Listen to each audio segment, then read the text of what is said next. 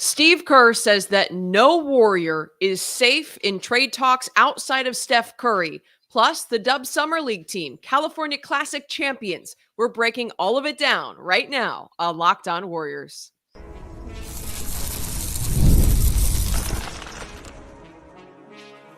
You are Locked On Warriors, your daily Golden State Warriors podcast. Part of the Locked On Podcast Network, your team every day.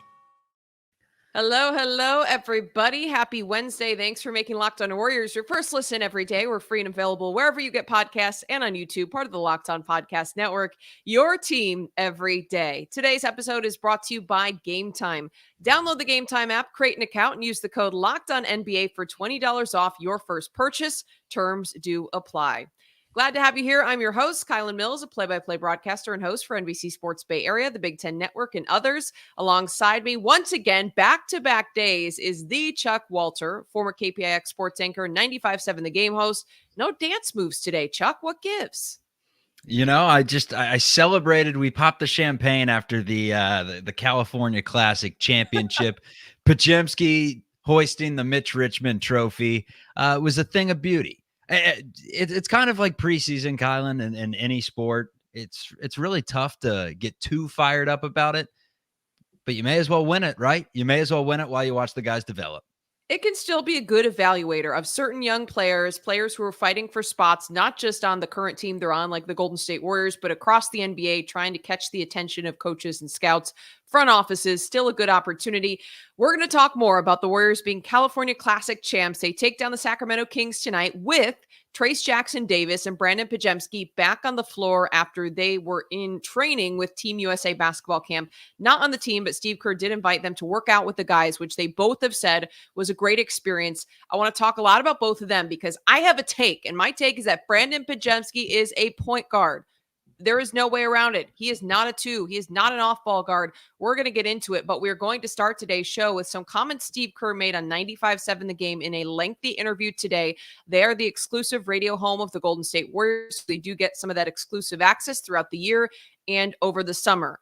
The big thing, one of the big things anyway, that Steve Kerr said in this interview was the fact that anyone who's not named Steph Curry on this Golden State Warriors roster is in trade discussions. This is a little bit of a hot button issue with this Dubs team right now as they're trying to bring in a significant scorer or hopefully a secondary scorer like a Lauri Markkanen, who the Warriors reportedly have been pursuing. But a big sticking point has been whether or not they would deal Jonathan Kuminga.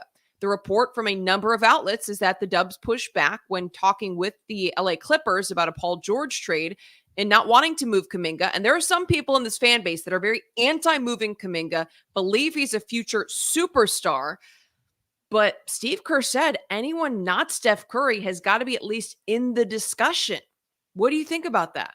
And be sure, by the way, to drop your thoughts in the comments about that as well. Felt like he was just touting Steph more than anything, right? No, Steph's not, because the question that was asked in the first place from Mark Willard on 95.7 The Game was, hey, Steph couple weeks ago said anything can happen in the NBA. You know, things change very quickly. And that was kind of Steve Kerr's a couple days response. ago. I don't think that was a couple weeks ago, but time has been like moving slow and fast at the same time in the offseason. So I could see why days, weeks, you just say a couple somethings ago and you're good to go there. But yeah, I mean, that's kind of the notion that I got from it, from the question was like, all right, well, Steph Curry, don't worry about it. He was sitting right next to me when he said that. Dubs fans, like, we are not trading Steph Curry. Things can change. That's not going to change. He's going to be here. We're going to do everything in our power to make him a Warrior for life, that sort of thing. However, I did think that during the interview, when he brought up the fact that this is really the first time in his career that he felt like positions are interchangeable, there's tons of competition, and he's going into a season where he has no idea where people are going to slate in the rotation. You know, he's not saying that Podziemski's the starting two or the starting point guard right now. It's basically like Steph Curry, Draymond Green, open tryouts for everyone else. And that includes Andrew Wiggins, who they said they didn't send to Canada because he's got a lot to prove this offseason. He's got to work on his game, and kind of, you know, basically said that it was the Warriors indeed, not as much mutual. It was the Warriors that were kind of like, yeah, you know, figure things out this offseason. That's kind of the takeaway that I got from it. But the overall takeaway was that there's going to be a lot of competition, and this roster seems to be incomplete based on what he was saying. A lot of interesting topics were touched on from Steve Kerr in this exclusive interview with 95.7 The Game. If you go over to their YouTube page, I believe it is, right, Chuck? They have that posted in its entirety, which you can go and check out if you want to watch the whole thing. Coach TC, what's up? Thanks so much for joining us. Wadner, appreciate you being here. Cyrus started his own channel, departed the Locked On Podcast Network. I'm Kylan. I'm still here and happy to be along with you, keeping the good times rolling, bringing you the best content 5 days a week. Appreciate you guys joining us for a live show. Feel free to drop your thoughts in the comments. We will try to address them at some point. So a couple big things Steve Kerr touched on in this interview. First, anyone not named Steph Curry is in trade discussions. I think that's fair. I think it's fair to say. To me, though, there's a certain caliber of player the Warriors would have to be bringing in order to offload Jonathan Kuminga. It would have to make it worth it. It would have to make it worth it to move a player that you believe can be a cornerstone of this organization. If not just a reliable secondary scorer, could he be elevated to a superstar, all-star type level? That's the potential a lot of people still believe that he has because of his generational athleticism. To me, like if you're bringing in a Giannis or you're bringing in some type of major superstar, like, yeah, that's fair. But like a Lauri Markkanen, I would love to see the Warriors be able to make that deal happen without Jonathan Kuminga being in the mix.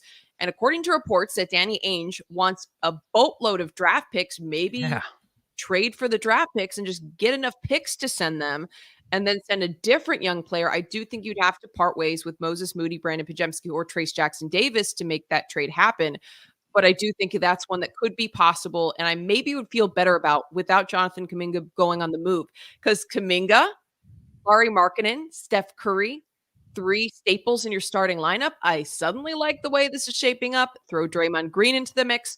It really leaves the only question mark being the 2-guard spot, because there I would put JK in at the 3. And then who's really going to fill that shooting guard? As of right now, it looks like DeAnthony Melton. That's what a lot of people are proposing. A lot of writers are proposing. But the other big point Steve Kerr made in this interview was that nobody is safe. And that there really isn't nobody's safe in trade talks, but then also nobody has really solidified a spot in the starting lineup outside of Steph Curry. Anything's on the table in terms of who could be a starter. Look at the 2 spot. Once again, huge opening, huge void to fill with Klay Thompson moving to the Mavs, although he did get moved to the bench in favor of Brandon Podziemski. Brandon Podziemski certainly hasn't locked down that position by any means. And I'm going to talk about later why Pods is a point guard. He is not a 2. I'm going to take this to my grave. But DeAnthony Melton, a good defender, but not necessarily going to be a huge asset offensively. Buddy Hield brought in, prolific 3-point shooter, but because of the defensive liabilities, not being seen as a starter. Then at the 3 spot, if Andrew Wiggins does not come back and does not figure it out, again, who are you putting in at the 3? Is that going to be a role Jonathan Kuminga could take on, despite the fact that his 3-point shooting numbers were down last year, even from the year prior, shooting just 32% from beyond the arc? And then at the 4 and 5, still big question marks loom about those positions. I just don't know right now that I have a firm prediction as to what the starting 5 is going to be. If you have a strong feeling, leave it in the comments about what would the starting 5 be for the Warriors. What do you think it should be based on where the roster is right now without another addition? Do you have any thoughts, Chuck? Well, I do agree with you about Podziemski and the way that he was facilitating in the California Classic, that he does seem like a point guard. He seems like a facilitate first kind of guy. Love his game. We'll get into that in a bit. But with that being said, I mean, he could play the combo guard and can start at the 2, can bring the ball up the floor, let Steph play off the ball, and it could be interchangeable, right? However, when you're talking Melton and Hield, that's 2 completely different skill sets. Maybe like a little platoon where each of them get half the minutes, whatever it may be. I know I was a little down on Buddy, but he could shoot. That's one thing he could do. He could shoot. However, with Peyton, and it seems like they're trying to ship Wiggins if possible. I don't think you ship a player when their stock's as low as it is. It's why you don't sell a stock when it's as low as it is. If anything, you play it out, you see if he bounces back, and then if you're at a point during the season where you can dish him out and his stock's raised a little bit, that's where you go into it. Because right now the Dubs just have no leverage with Andrew Wiggins. And then the same can be said kind of with Gary Payton. However, when you start talking multiple team trades, because if you go straight Jazz, Warriors, whatever it may be, you're probably going to have to give up Kuminga. And that's why a lot of these trades have been halted in the first place. I mean, we heard it with the Clippers and Paul George. But you get multiple teams involved and you start attaching some different pieces to different places, and all of a sudden you have moving parts. And then maybe you do get those draft picks that we had heard Wiggins could potentially return, and you flip them for Markkanen. But it's a strange spot right now, because after watching Podziemski today, I'm kind of in agreement, Kyle, and I think he's a facilitate first kind of guard. I don't think he's your number 2 scorer. I don't think many people think that. So it's up to JK as of right now to be your number 2 scorer. He's locked in. I think Draymond's locked in. I think Steph's locked in. You have 3 guys locked in. And I think Trace Jackson Davis, watching him play again tonight, unless Quentin Post is a baller from day one, and I'm not banking on it, although I do like his game, I would have to guess that with the way the roster is constructed right now, that TJD, I always get that one confused, I say it too fast, is going to be starting over Kevon Looney. So that's kind of 4 of the 5. Yeah. I love that. I think that if the roster is constructed as it is right now, and they don't add another big, please add another big. Warriors, please. That's all I'm asking. If they don't add someone, though, I'm totally on the same page. I think Trace Jackson Davis is the starter at the 5. He surpassed Kevon Looney in his rookie season in terms of his value to this team. I liked what I saw from him tonight in the Summer League game. I do think, it was a small sample size, but loved what he brought last season. And I've seen a couple people who are on the same page as me in the comments: Coach DC, Wadner, ATCO, Pest Control, Steph Melton at the 1 and 2 for sure, because I don't think you can have Brandon Podziemski as a defensive liability alongside Steph Curry. And then the only place where people are really split, because I think the 4 and the 5, Draymond and TJD, or TGJ. Wait, now you're confusing me. Trace Jackson Davis. Someone wrote TJD. The only place people are split really is Wiggs versus Kuminga. And I think that's one that you almost have to wait and see how both those two show up in training camp, because those are 2 players to me that are bigger question marks in terms of how big of a leap are they going to make this year. And for Wiggins, it's more of a leap back that you're hoping he makes to the 2022 level that is in there somewhere. Or is it going to be JK who makes that big 4th-year leap where we saw flashes of it, the ability to be a secondary scorer, the ability to put up 20 plus per night and to start to get the rebounding numbers up? That's another thing I wanted to see from him, improve the rebounding, but he wasn't able to do it consistently. Is he going to come out and be able to do that consistently? And did he improve his outside shooting? So that's a position that I would really want to wait to see exactly what happens in training camp to figure out who's going to be the best fit at the 3 spot. I think it could go either way. We're going to talk more about why Pods is a point guard. Y'all, the Warriors have said that they predict, or at least as of right now, they would like to see Pods starting at the 2. He's even said it in an interview. No, I don't think it should happen. I think it should be DeAnthony Melton starting at the 2, and I think Pods should be the backup point guard. And I'll explain why I say that and why I am reinforcing that opinion based on what we saw from him in tonight's Summer League game. We're going to touch on that here coming up.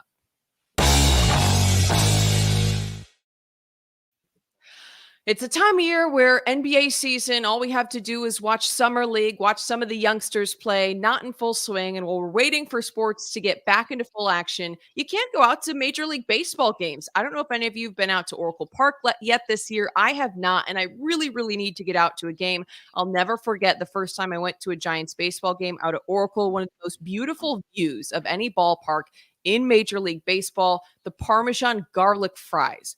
By the way, absolute fire, Pookies. So you got to get out to Oracle Park. And one way that you can get there is by using the Gametime app, which is an authorized ticket marketplace of Major League Baseball. It makes getting tickets faster and easier. Prices actually go down closer to first pitch, which is amazing. And I love when you go on the app, you can see the views from your seat and all of the seats in the venue, so you know exactly what you're buying. Nothing is worse than getting to a seat, and this has legitimately happened to me, and then finding out that there is a pole right in front of you in some of these baseball ballparks specifically. Absolute worst. You can get a panoramic view of your seat or from your seat in the app before you choose to buy your tickets. So take the guesswork out of buying Major League Baseball tickets with Gametime. Download the Gametime app, create an account, and use the code LOCKEDONNBA for $20 off your first purchase. Terms apply. Again, create an account and redeem the code LOCKEDONNBA for $20 off. Download Gametime today. Last minute tickets, lowest price guaranteed.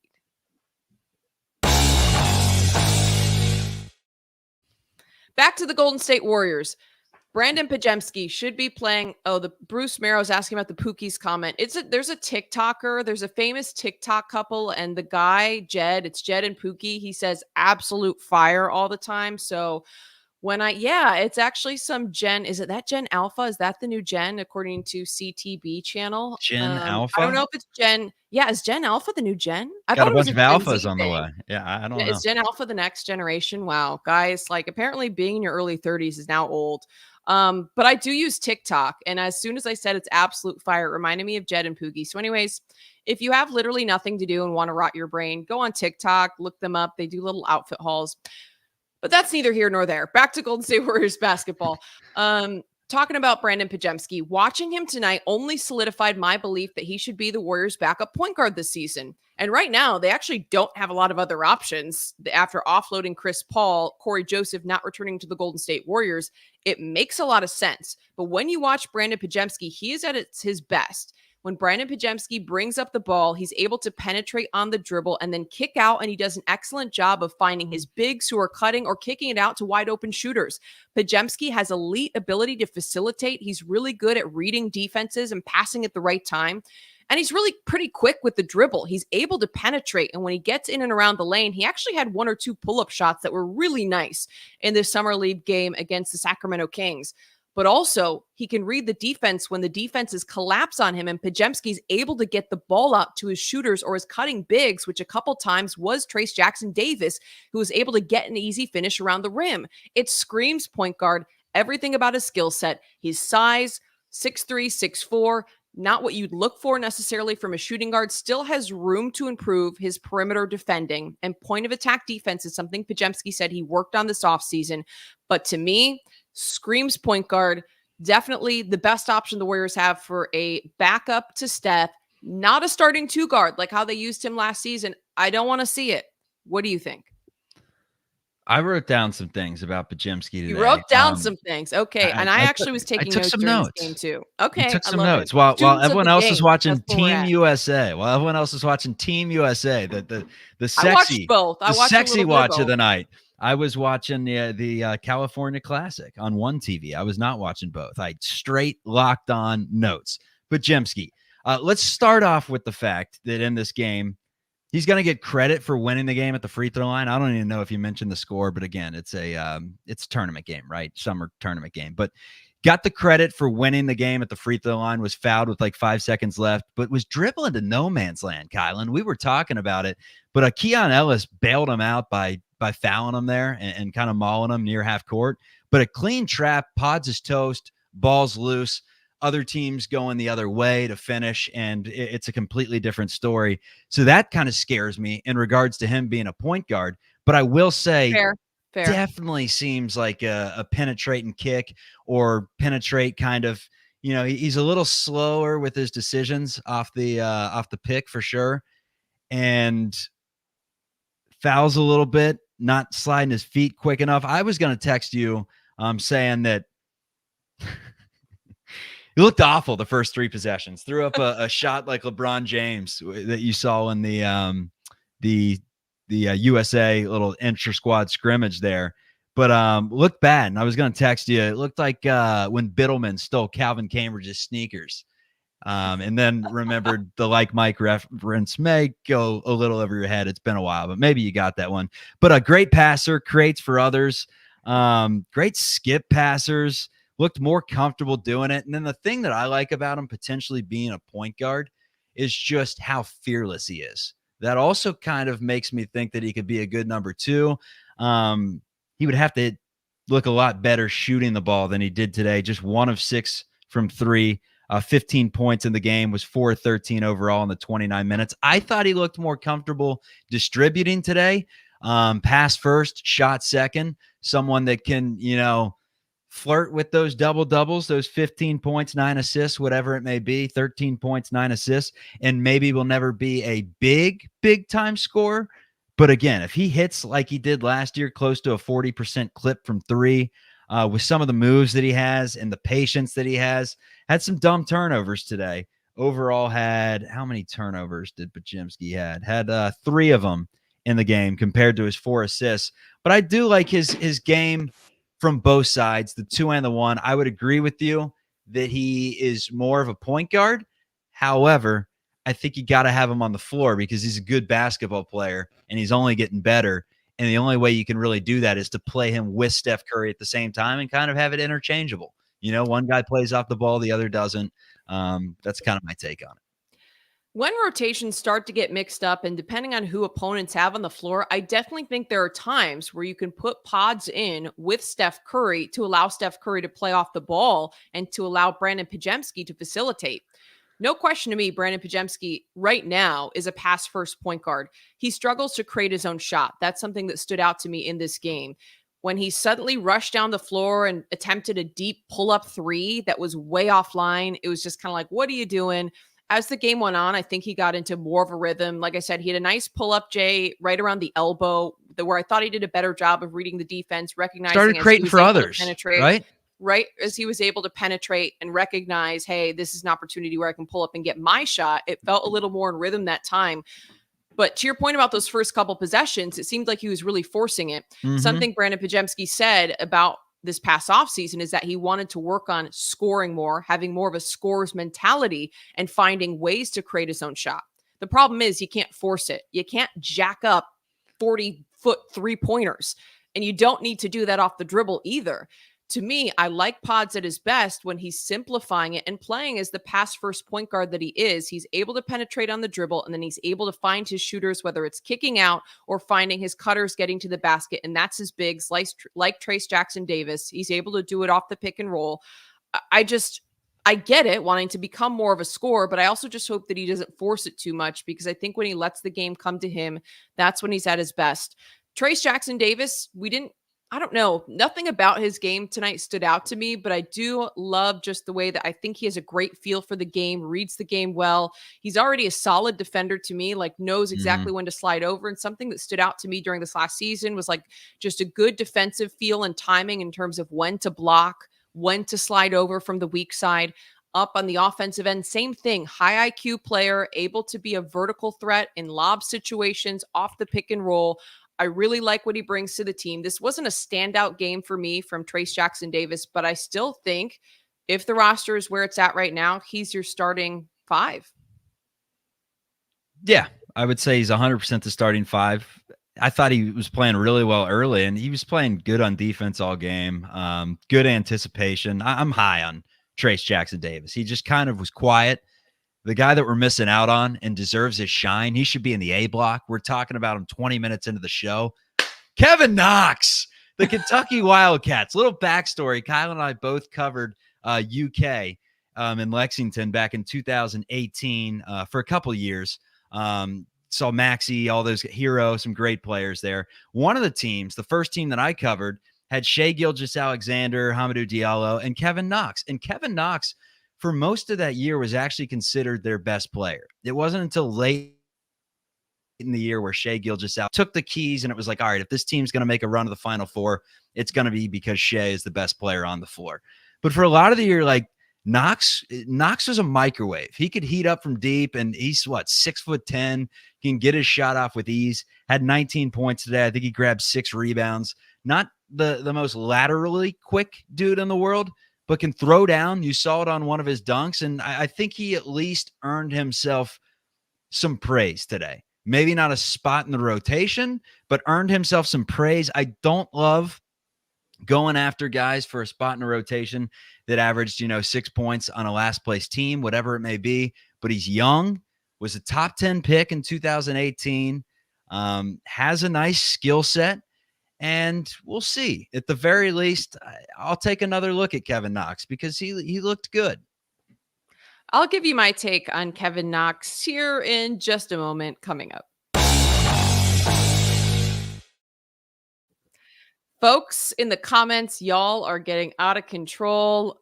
I wanted to wait for the right moment to announce it, but yes, Charlie and I are married. Someone is outing that in the comments. We met 7 years ago via sports broadcasting. Yes, that is a fact. That is not the focal point of this show. So I'm going to keep it rolling. It was very impressive in this game. Warriors beat the Kings by 1 point in the California Classic. Took home what was the trophy again? They came up with some The Mitch Richmond trophy. Mitch Richmond trophy, right? Here's the problem with Kevin Knox. So 19 points, 6 of 8 from the floor, played 21 minutes, 3 of 5 from deep, 5 rebounds, 1 assist. He's already been in the NBA for too long to where he can't be on a two-way contract, because he'd be a player that I'd say, hey, give him a shot, put him on a two-way, give him an opportunity to earn the NBA contract and see what he can do in the G League, gets him in the rotation a little bit. But the problem is that he's been in the NBA for too long, 4 years. Now you're not eligible for that two-way. You'd have to warrant a full-time roster spot. And I just don't know, based on the body of work that Kevin Knox has, that he's going to do that. I think there will be a team maybe that could find a spot for him. Like if you're looking at lower down the depth chart, I just don't know that that's the Golden State Warriors. I think he's more so auditioning for other teams. Yeah, he had his best season, averaging 13 points in his rookie year at age 19 for the Knicks, where he was drafted in the top 10, as I mentioned. So got off to a really promising start, but the numbers have declined. Was cut in half to 6, then down to 3, and really has stepped it up as of late. Last year playing for Detroit, averaged 7 points, as I mentioned. The year before that was in Portland for a bit, averaged close to 9 points. He's been all over the place. You know, he's 24 years old and he's already lived in he's from Tampa. He played his college ball in Lexington, Kentucky, went to the Big Apple of New York. There's a culture shock. Lexington to New York, then goes to Atlanta, then goes to Detroit, then goes to Portland, and now he's working out in the Bay Area. So a cultured man right there. But yeah, I mean, you're right. It's going to be tough to see Kevin Knox any situation where he wins himself a roster spot here. I just do think that he's at least intriguing, because he did play well. And at the end of the day, if he keeps playing well, then you start to wonder, like, all right, maybe in a different system, we can get some of the talent out of him. I do like the way that he can shoot the ball. If he could shoot it at 38%, 40% from a clip from deep, and is a 75, 80% free throw shooter, yeah, I think he has some value there, but maybe just a little too slow, not enough athleticism. And it's not that Kevin Knox isn't damn good at basketball. It's that he's 6'7" and not more athletic than a lot of other 6'7" guys out there. And that's a lot of times 6'9" with shoes is what I saw. 6'9" with shoes, maybe. The reference has him at 6'7", 215, but we'll take 6'9" with shoes. He's got the lifts in his shoes. Yes. Yeah, got some of those lifts in. But skilled forward, just probably not the right fit for the Golden State Warriors. One thing I do want to touch on is Team USA basketball did play at the same time as this California Classic game. USA going up against Canada during their exhibition tour, getting ready for the Paris Olympics. There's no question this USA team is the most talented out there in the world. Like, it's insane watching all of the content coming out of Team USA basketball camp. Steve Kerr leading the charge, the Golden State Warriors head coach. So of course they had to go with some small lineups, some 3-guard lineups. Why? But one thing I will say is that the starting lineup had LeBron James, Stephen Curry, Joel Embiid, Devin Booker, and who am I forgetting? I can't remember. But the starting lineup, to me, like, it didn't work. They started out slow, despite the fact that these are some of the biggest and brightest stars in the NBA. So I always think it's kind of interesting. Like, you have to find the right fit, even though you might have the most talented roster. Also, Kevin Durant was out with a calf strain for this game. Dude needs to get healthy. Team USA definitely needs him. But it took a while for them to even score and get some momentum going. I was a little bit surprised that early on in this game, they didn't look great. Hopefully they got it together. Oh, Drew, it was Drew Holiday. People are reminding me. Did you see Booker and Pods may have some beef? Brandon and Booker may have some beef this upcoming season. They were all dapping each other up after their scrimmage, and those two were not chummy whatsoever, and apparently they've been getting into it. So watch out when the Suns play the Warriors for a little Devin Booker, Brandon Podziemski beef. A few more notes I had on Podziemski before I send it back to you.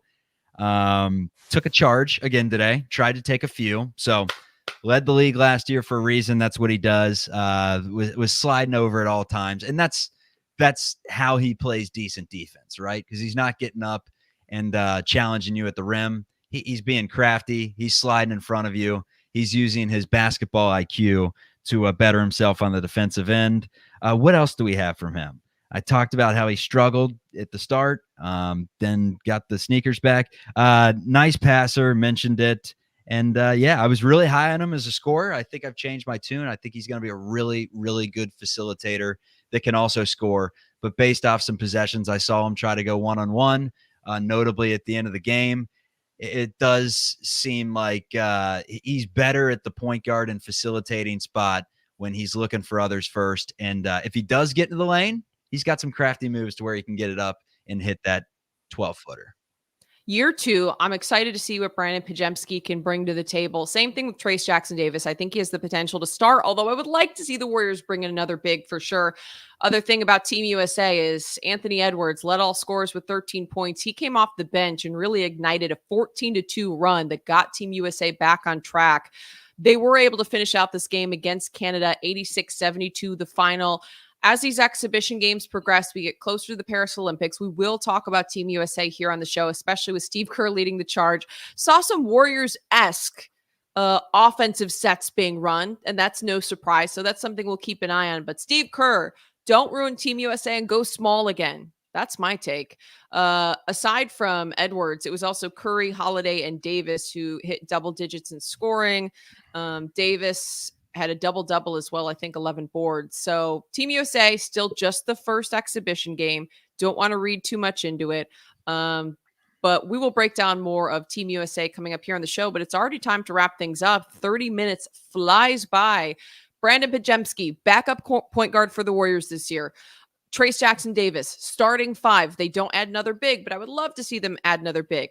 Steve Kerr says that anybody is on the table who's not named Steph Curry on this Warriors roster in trade talks, but we are still playing the waiting game right now to see if the Dubs will make a big move. And then also Steve Kerr saying that any starting spot is open outside of Steph Curry's. Very interesting because you never know who could come into training camp and surprise some folks. I'm excited to see how it breaks out and shakes out.